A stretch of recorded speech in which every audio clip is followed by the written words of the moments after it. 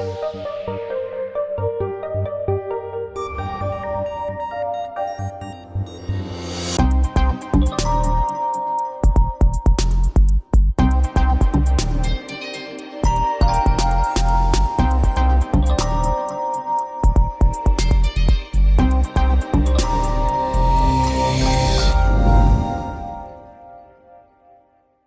le grand plaisir de terminer cette journée en invitant Philippe Biwix, ingénieur. Vous allez vous présenter vous-même, mais ça fait 1 an ou un peu plus que j'ai pris contact en disant j'ai lu vos livres, j'aimerais bien que vous veniez au master nous faire part de vos réflexions, donner une espèce de contrepoint à cette avalanche de technologies que nous vivons dans nos vies professionnelles, que nous vivons au master, que nous vivons sur un salon ici. Et c'était un clin d'œil volontaire et paradoxal de faire venir Philippe, qui est connu pour être l'apôtre, je ne sais pas si on peut dire ça comme ça, l'apôtre du low-tech, ou l'un de ceux qui réfléchissent sur le low-tech. Je l'ai connu à travers la lecture notamment de son livre « L'âge du low-tech », de son second livre « C'était mieux demain », c'est ça le titre ? Le bonheur était pour demain. Voilà. Le bonheur était pour demain. Et puis, en paraphrasant Fanny, qui est désormais dans l'équipe d'AREP, qui me disait tout à l'heure, Fanny, le Master BIM a changé ma vie, ou du moins ma carrière professionnelle. Je pourrais dire que la lecture des livres de Philippe Biwix a changé, ou a confirmé en tout cas, une impression que j'avais, qu'il faut qu'on utilise tous ces outils qui sont à notre disposition, mais qu'on les utilise à la fois systématiquement, et sans doute à la fois le moins possible, et non pas le plus possible. Ça a été, c'est peut-être le point d'introduction, tous les échanges que j'ai eus aujourd'hui dans la journée, en écoutant quelques intervenants sur les cours du master ce matin, en discutant dans les allées avec d'anciens mastériens, avec des maîtres d'ouvrage, avec des enseignants, c'est de dire il faut faire simple, il faut faire pragmatique, on revient à un niveau de simplicité qu'on avait quitté en essayant de faire des tas de choses qui finalement n'étaient pas utiles, ne marchaient pas et embêtaient tout le monde. Donc, d'une certaine façon, on revient à cette approche-là. Ce matin, lors du cours que nous donnions pour la promotion actuelle, le représentant de Losinger Marazzi, Bouygues Suisse, expliquait que le nombre de cas d'usage qu'ils développaient chez eux, après une dizaine d'années d'expérience BIM, était une courbe de Gauss. Il y avait eu peu de cas d'usage au début, puis énormément, et puis on revient à beaucoup moins de cas d'usage. Ceux qui s'avèrent vraiment utiles, c'est aussi ce que dit très régulièrement mon ami Christophe Lheureux, ce que disent d'autres maîtres d'ouvrage très pragmatiques. On détermine quelques cas d'usage, ils sont nécessaires, ils sont possibles, tout le monde sait à quoi ça sert, tout le monde est capable de les réaliser. On travaille avec ça. Ça n'empêche pas, au cas par cas, d'en faire davantage s'il y a un besoin ou une opportunité, mais on reste modeste. Et je fais partie de ceux, et c'est aussi ce qu'on essaye de promouvoir dans le master spécialisé BIM, de cette approche très pragmatique. Ce n'est pas une avalanche de technologie. On prend les outils à disposition, on se demande surtout à quoi ils servent. On n'oublie pas les gens qui produisent, les gens qui s'en servent, les gens pour lesquels tous ces projets sont faits. Et j'ai hâte de vous écouter, en fait, Philippe. On va voir, vous me direz après, mais moi je suis déjà en mode un peu stressé, en fait, parce que j'attache beaucoup d'importance à mon environnement acoustique, pas seulement parce qu'on a des experts acousticiens chez AREP, mais pour ma propre santé mentale. Et là, je ne sais pas si vous vivez ça depuis ce matin, mais moi, je suis un peu en mode waouh, quoi. Donc, j'ai croisé beaucoup de gens en arrivant qui partaient du salon. Peut-être qu'ils en avaient marre, donc je vais essayer de tenir malgré un environnement qui me perturbe un peu intellectuellement, et j'espère vous pas trop, parce que sinon ça va être vraiment très très dur. Merci d'abord Olivier pour cette sympathique invitation, on va dire invitation en voisin en quelque sorte, hein. Je viens en toute amitié, et merci à l'école des ponts et au master que tu diriges pour avoir fait ce pari un petit peu de m'inviter. Effectivement, alors apôtre du low-tech, je ne sais pas si c'est apôtre du low-tech, maintenant ça se répand un peu, les low-tech, et tant mieux, parce que j'en avais un peu marre de tenir le flambeau tout seul et de répondre à la question c'est quoi les low-tech, mais promis, pour ceux qui seraient béotiens des low-tech, je vais vous en parler un instant. Puis en fait, je ne savais pas trop de quoi je devais parler en fait, si je devais parler des low-tech, si je devais parler de BIM, si je devais parler de solutions bas carbone ou de jumeaux numériques, donc j'étais un petit peu perturbé, je ne savais pas trop quoi. Alors rassurez-vous, je n'avais pas proposé d'abandonner les logiciels de conception pour repasser au rotring et à la lame de rasoir. Je suis d'une génération qui a connu le rotring, hein, il n'y a pas de problème. J'ai fait mes classes préparatoires scientifiques, il y avait le dessin industriel, j'étais pas très bon d'ailleurs, et j'ai des souvenirs assez difficiles du rotring version gros calibre qui tâche, et du version petit calibre qui a toujours l'encre bouchée. Alors en fait, je me suis renseigné sur Wikipédia. En fait, le rotring, c'est assez high-tech en fait. C'est pas du tout low-tech. Ça apparaît en 1953. Donc 1953, vous voyez, l'année suivante, Texas Instruments sortait le premier transistor au silicium. Donc en fait, c'est vraiment un produit hyper high-tech de l'époque et ça remplace en fait le Teerling. Je connaissais même pas le mot, moi je sais pas si vous connaissez. Alors les plus jeunes ne sauront pas. Alors, le Teerling, vous irez voir sur Internet. Donc c'est un truc qui est assez high-tech aussi parce que il y a une petite molette qui permet de régler l'épaisseur et vous mettez de l'encre de Chine et ça permettait de tirer des traits plus ou moins fins. Mais alors ça devait baver encore plus que les rotrings, ça devait être vraiment catastrophique. Et donc quand le rotring arrive, c'est en fait ultra high-tech en fait en 1953. Et donc pourquoi cette petite intro ? Pour dire qu'en fait on est toujours un peu le high-tech ou le low-tech de quelqu'un. Par exemple moi j'ai un téléphone 2G. Voilà, j'en fais pas particulièrement de la publicité, donc je vous montre pas la marque. Si, non, ça va, elle se voit pas. Et en fait, souvent on me dit ah là là, un téléphone low-tech. C'est forcément les gens attendent que j'ai un téléphone low-tech et je sois pas sur les réseaux sociaux. Et en fait, il y a 10 ans, ce téléphone, c'était la pointe de la modernité, quoi. Enfin, peut-être pas 10 ans, mais 12 ans, 15 ans. Et donc voilà comment finalement on passe du high-tech au low-tech sans même s'en rendre compte, juste parce qu'on n'a pas suivi le changement. Alors du coup, pour en revenir au rotring ou au Teerling à l'encre de Chine, donc, qui lui est inventé au 19e siècle, voilà le siècle de la révolution industrielle, en fait on a même construit pas mal de beaux bâtiments sans même un Teerling, puisque il y a plein de choses qui datent d'avant le 19e siècle, qui étaient assez complexes techniquement, je pense. Certaines qu'on est en train de reconstruire parce que ça a brûlé, par exemple. Alors c'est vrai que ça prenait peut-être plus de temps. Peut-être qu'il y avait une logique de confiance et des gens qui étaient des maîtres artisans et qui connaissaient leur métier, etc. Je ne sais pas comment ils ont fait, mais en tout cas, ils ne faisaient pas avec Revit et AutoCAD, ça c'est sûr, quoi. Alors je ne dis pas qu'il faut revenir évidemment à l'âge des bâtisseurs de cathédrales, mais ça peut quand même ouvrir des questions. Alors, qu'est-ce que c'est du coup le low-tech et qu'est-ce que ça pourrait être le low-tech dans le bâtiment ? Moi, le low-tech au départ, c'était une réaction finalement à cette dérive que tu as décrit un peu tout à l'heure, Olivier, de dire voilà, le high-tech va répondre à tout et on a plein de solutions pour tous les défis qu'on doit relever, défis climatiques, défis de ressources. Et donc finalement, voilà, on va être plus efficace, on va faire des voitures électriques, voire volantes, des voitures autonomes, des smart cities et je sais pas quoi, et avec ça, on va tout résoudre. Et du coup, voilà, moi en tant qu'ingénieur, je me suis toujours intéressé à la production. J'adore les visites d'usines, j'adore les chantiers. Voilà, la matérialité du monde m'intéresse. Je suis sûr que presque tous les gens qui travaillent dans le bâtiment, d'ailleurs, vivent cette matérialité parce que chaque chantier, c'est des camions, c'est des tractopelles, des machins comme ça. Et voilà, du coup, ce qui m'a heurté, c'était un certain nombre de contraintes qui étaient apportées en même temps que les promesses des high-tech. Alors la première contrainte, c'est la contrainte des ressources. Alors c'était assez, peut-être, je ne sais pas, disruptif il y a 10-15 ans, mais aujourd'hui c'est dans toutes les bouches, bien sûr, et encore plus avec l'actualité qui s'est invitée, en fait, la question de la consommation de ressources qu'on va chercher partout. Alors évidemment, le bâtiment est un gros consommateur, et le fait que beaucoup de solutions high-tech, pour ne pas dire la plupart, en fait, réclament plus de ressources. Ouais, des ressources souvent qui sont plus rares parce que c'est une palette de petits métaux de spécialité de l'électronique par exemple qu'on va mettre dans des capteurs, qu'on va mettre dans des nanomatériaux, qu'on va mettre dans plein de choses comme ça. Et puis on va s'éloigner du recyclage au lieu de s'en rapprocher. Donc en fait on est en train de dire finalement on va devenir de plus en plus technologique et on va être de plus en plus dans l'économie circulaire. Mais en fait il y a une antinomie entre une opposition un peu entre les deux ou une injonction contradictoire parce qu'en fait plus on fait des objets high-tech et moins ils sont recyclables.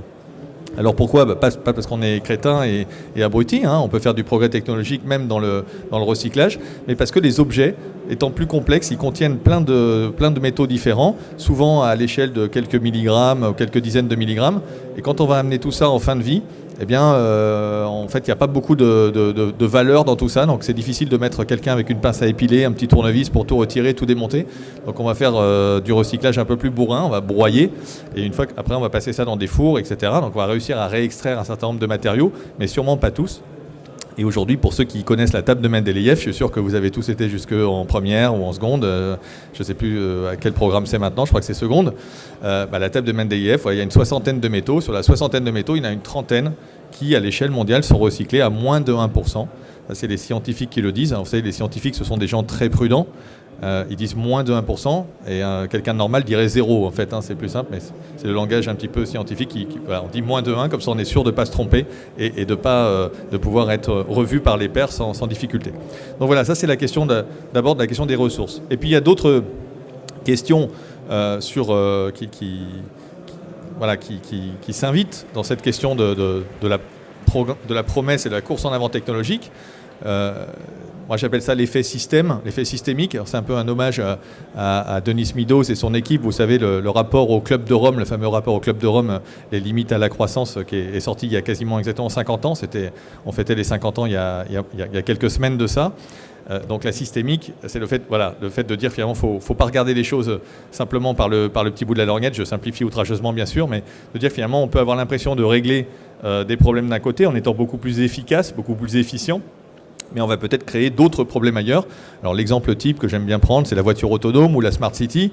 En fonction du nombre de données qu'on va créer, qu'on va générer dans la Smart City, on va aller faire des data lakes, je ne sais pas trop quoi, au fin fond du cloud. Ça, le cloud, c'est quoi? C'est des data centers, c'est des serveurs qui vont consommer de l'énergie, des câbles transocéaniques qu'on va dérouler, etc.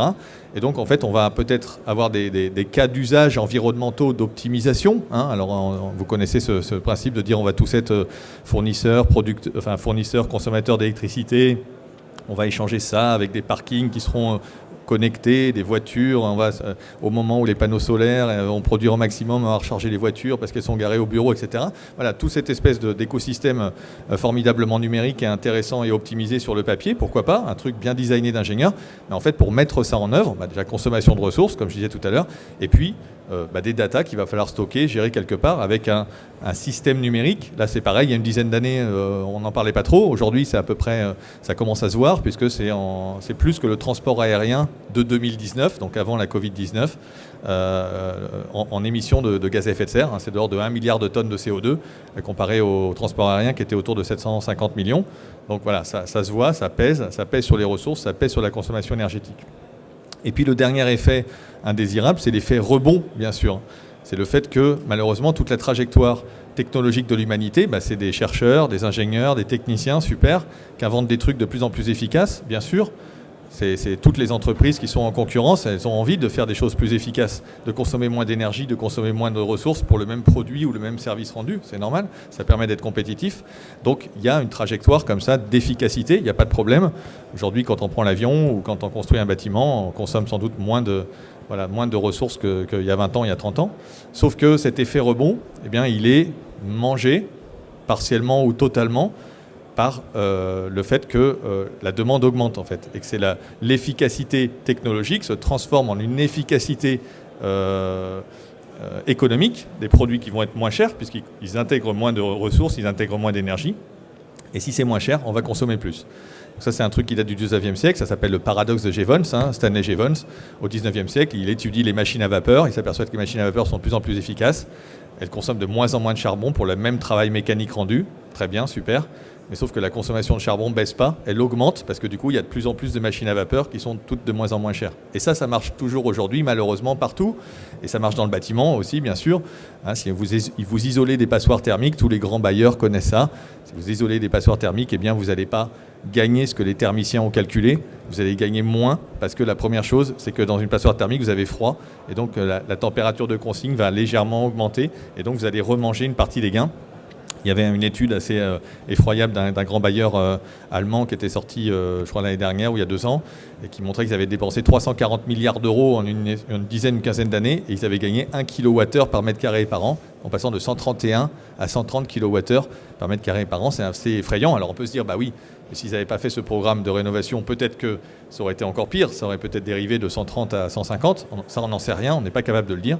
Mais tout ça c'est pour dire que les enjeux sont toujours non pas techniques, mais socio-techniques, c'est-à-dire qu'ils doivent prendre en compte les usages, les comportements des consommateurs, les évolutions sociétales et économiques, sinon on n'arrive pas à capturer les gains du progrès technologique. Voilà. Et donc à chaque fois qu'on parle du super bâtiment, etc., On va derrière avoir ça. On sait que voilà, le bâtiment ultra technologisé, voilà, qui va contenir bien plus de capteurs, de machins, de petits trucs bizarres. Donc il va déjà être un peu plus dur à recycler, encore plus qu'un bâtiment normal qui est déjà dur à recycler. Mais en plus, sans doute, il sera dévoyé par ses utilisateurs qui vont coincer des trucs, débrancher des choses, etc. Et ça, on le sait aussi quand je pense les maîtres d'ouvrage, ou plutôt les maîtres d'usage, le savent bien. Donc du coup, les low-tech, c'est quoi ? C'est plutôt de dire, finalement, c'est plutôt une démarche, une démarche qui consiste à se dire comment est-ce qu'on capture réellement les gains possibles de toute cette science qu'on a développée et ces technologies qu'on a développées.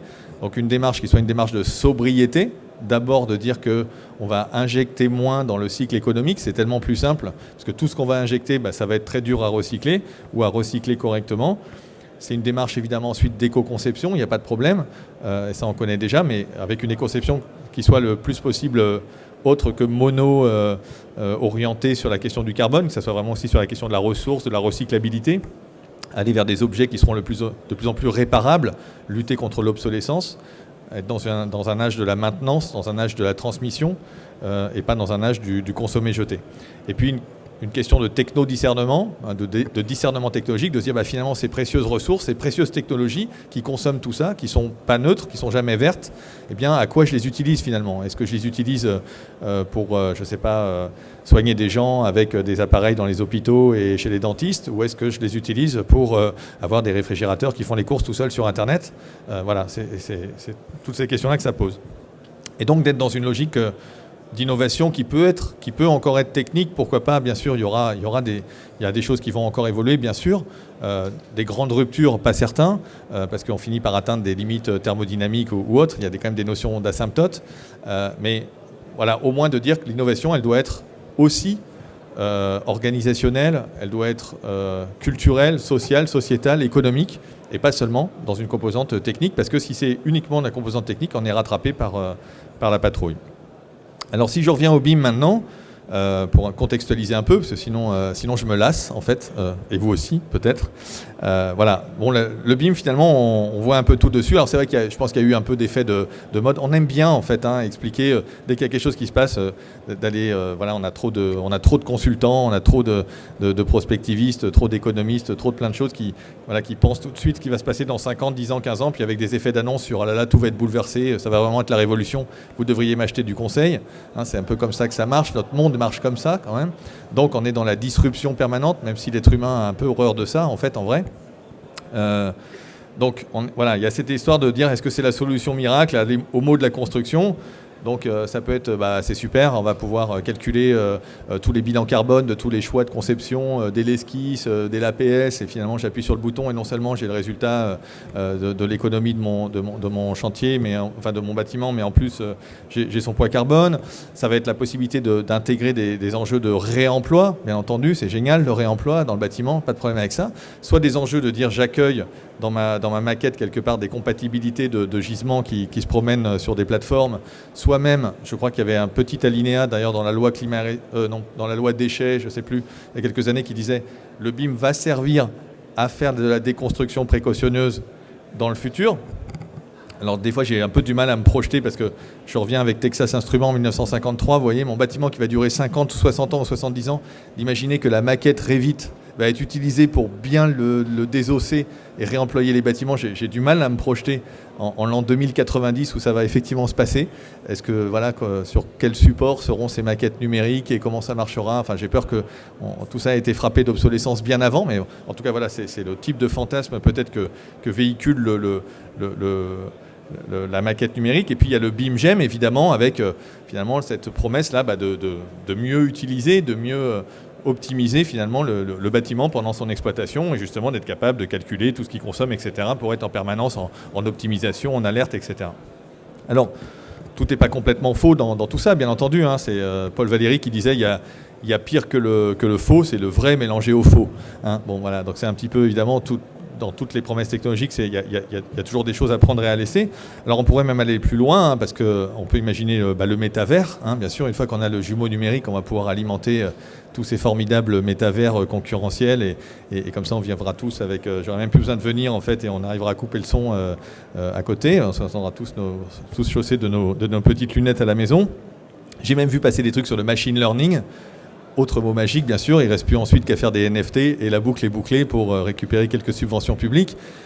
Donc machine learning sur par exemple le fait que on pourrait optimiser la manière dont on va déployer le grand programme de rénovation thermique du bâtiment dont on a besoin. Vous savez qu'il va falloir qu'on multiplie par 20 ou par 25 la quantité de mètres carrés qu'on va devoir rénover chaque année. Je ne sais pas trop comment on va faire ça et avec qui et avec quels moyens. Est-ce que ce sera avec des maquettes BIM et du machine learning? J'en sais rien. Alors chez AREP, parce qu'en fait je travaille aussi chez AREP, d'accord, et en plus je suis surveillé. Donc je vous parle d'AREP. Donc AREP qui est une grande agence d'architecture, bien entendu, d'architecture pluridisciplinaire, donc aussi ingénierie, aussi assistance à maîtrise d'ouvrage. Donc on connaît bien le BIM, hein, et je pense qu'on a été assez précurseur. On a démarré en 2010, un peu poussé par quelques clients. Donc bon, d'abord on n'est pas paniqué par le côté data qu'on pourrait créer à travers le BIM ou je sais pas quoi. J'ai pas calculé le nombre de gigaoctets par mètre carré nécessaire et tout, mais je pense que de toute manière ce que nous descend chaque jour le télescope Hubble ou bien juste les vidéos qui sont postées sur Twitter ou sur Facebook, ça déborde largement des quelques gigaoctets ou téraoctets nécessaires pour les maquettes numériques. Encore que on pourrait se poser la question sur le rétro-BIM et sur les nuages de points qu'on récupère, mais on pourrait imaginer que tout ça, on va le jeter ensuite, une fois qu'on aura reconstitué la maquette, pour pas garder comme ça des téraoctets de données dans les data centers. Le BIM, en fait, nous, on le prend plutôt justement comme un outil organisationnel. Hein. Je disais tout à l'heure, l'innovation, elle doit être organisationnelle avant d'être technique. Et le BIM, pour nous, c'est ça, c'est des processus. En fait, c'est la capacité à se mettre ensemble autour d'outils communs et autour de processus communs et de rencontres communes avec des choses qui sont assez, qui permettent d'être un peu plus normées entre relations entre architectes, architectes, ingénieurs, ce côté maître d'œuvre, et puis du côté de la maîtrise d'ouvrage. Donc voilà, on le prend avant tout comme ça. Et puis on le prend aussi comme un outil qui permet ou qui nécessite de reprendre le crayon. Parce que si vous pouvez démarrer direct sur AutoCAD en disant « Ah oui, tiens, je vais te faire une esquisse, super », faire la même chose en version Revit, c'est plus compliqué. Donc c'est aussi finalement une manière de d'abord réfléchir aux enjeux du projet en reprenant le crayon, et ensuite seulement on va pouvoir utiliser l'outil et le mettre au service effectivement d'une efficacité d'une équipe projet qui est évidemment à la hauteur de la complexité des projets, et en particulier des projets qu'on peut mener chez AREP avec des logiques de sites occupés, des logiques de multi-usagers, etc. Voilà, alors du coup, une fois qu'on a dit ça, comment on fait pour appliquer vraiment plus concrètement les low-tech dans le bâtiment? Oui, bien sûr, on peut concevoir des bâtiments qui vont être mieux, qui vont consommer moins de carbone, qui vont inclure plus de biomatériaux. Il y a évidemment une grande folie, pas une folie, mais il y a un effet de mode sur le bois, avec effectivement des progrès technologiques, techniques plutôt totalement impressionnants, évidemment, hein, qui auraient dit que grâce au CLT et autres, on arriverait à grimper à R+, je ne sais pas combien aujourd'hui maintenant, 11, 12, 13, je ne sais plus, j'ai perdu 15. En fait, quand on voit ça, moi ça me perturbe un petit peu parce que si on fait un peu un calcul de coin de table sur combien de bois on aura besoin de sortir des forêts si on continue à construire autant, mais qu'on construit ça avec des biomatériaux, je pense qu'il y a un problème. Voilà, la règle de 3 va montrer assez facilement qu'on ne va pas pouvoir faire ça. En plus, la forêt, elle est à la fois une composante dynamique parce qu'il y a pas mal d'arbres qui ont été plantés dans les années 50, 60. Donc elle est en phase de maturation, elle est capable de sortir de plus en plus de bois. Mais en même temps, elle est en train de prendre des stress hydriques et des stress... quand vous écoutez le directeur de l'ONF, ça risque d'être quand même compliqué. Donc voilà, donc miser sur la ressource bois est pas forcément complètement idéal, ou uniquement sur la ressource bois. Donc il faut aussi travailler sur la terre, par exemple, qui à mon avis est un espace en friche bien plus intéressant, et en particulier pour toute une série de typologies de bâtiments qui ne montent pas trop haut. À mon avis, il y a quelque chose à creuser là-dessus. Donc si je reprends un petit peu ma démarche low-tech en disant sobriété, éco-conception et techno-discernement, la sobriété, c'est d'abord de construire moins, en fait. Il va falloir construire moins, tout simplement. Et en fait, on n'a pas le choix, il faudra construire moins pour pouvoir construire mieux. Alors construire moins, ça veut dire quoi? Alors c'est pas forcément sympa pour les acteurs du bâtiment, mais encore que, parce que pour construire moins et pour être dans la logique plutôt de réhabilitation, de transformation de l'existant, il va falloir beaucoup de jus de cervelle, hein, de concepteurs et autres. Donc Alors, construire moins et artificialiser moins. Vous connaissez tous, je pense, les enjeux là, qui se pointent du zéro artificialisation net. Nous, on pense en fait que même le zéro artificialisation... c'est difficile à dire. Artificialisation nette ne marche pas très longtemps, parce qu'en fait les flux de renaturation sont assez faibles, il n'y a pas grand chose, donc si vous voulez investir, acheter des carrières sûrement, c'est le truc le plus facile à renaturer qui est au statut aujourd'hui de artificialisé, mais après ça va être un peu compliqué, c'est bourré d'injonctions contradictoires là aussi. Est-ce que les friches finalement, c'est les endroits où on va aller s'installer, parce que c'est les derniers endroits un peu urbains, même s'il faut faire un peu de dépollution et autres, on peut être aidé par l'État, mais ou est-ce qu'au contraire il faut utiliser ça comme un flux de renaturation, voilà. Donc il va y avoir plein d'enjeux là-dessus. Donc nous on pense qu'il va falloir faire du zéro artificialisation brute, arrêter d'artificialiser tout court. Donc ça veut dire réinvestir l'existant. Réinvestir l'existant, ça peut être dans les bâtiments publics, mieux utiliser les espaces déjà bâtis. Dans le logement, ça veut dire réfléchir bien entendu aux vacants, mais on sait qu'une partie du vacant est difficile à mobiliser. Réfléchir aux résidences secondaires, c'est aussi difficile à mobiliser. Il y a aussi la sous-occupation. Vous savez qu'en France, il y a 8 millions de logements sous-occupés dans la définition de l'INSEE. C'est-à-dire que je crois que c'est le nombre de personnes plus 3 pièces. C'est ça la définition de la sous-occupation. Si vous êtes 2 dans un 5 pièces, vous êtes sous-occupé, ou 1 dans un 4 pièces. Alors qu'il n'y a que 600 000 logements suroccupés dans la même définition. Donc 8 millions de logements. Et ces 8 millions de logements, si on les mettait au bon niveau d'occupation, si je puis dire, alors c'est pas facile à faire, ça veut dire que, je sais pas, il faut que les grands-parents accueillent des étudiants, tandis que, ou les parents, tandis que les étudiants sont partis à l'autre bout de la France grâce au logiciel Parcoursup, par exemple. Donc, du coup, il faut organiser tout ça, c'est pas facile, il peut y avoir des logiques d'habitat partagé, de béguinage et plein de choses, mais voilà. Aujourd'hui, on a un bâti qui permet d'accueillir 12 millions d'habitants supplémentaires, théoriquement, sans construire 1 mètre carré. Voilà. Évidemment, ils ne sont pas aux bons endroits. Il y a des questions de métropolisation, il y a plein d'effets sociaux, démographiques derrière tout ça, mais c'est la réalité bâtie. C'est ce qu'on appelle la décohabitation, la réduction de la taille moyenne des foyers. Voilà. Donc là, il y a un gisement phénoménal. Il y a un gisement phénoménal de transformation aussi et de densification douce, très difficile à faire, en particulier dans les zones pavillonnaires.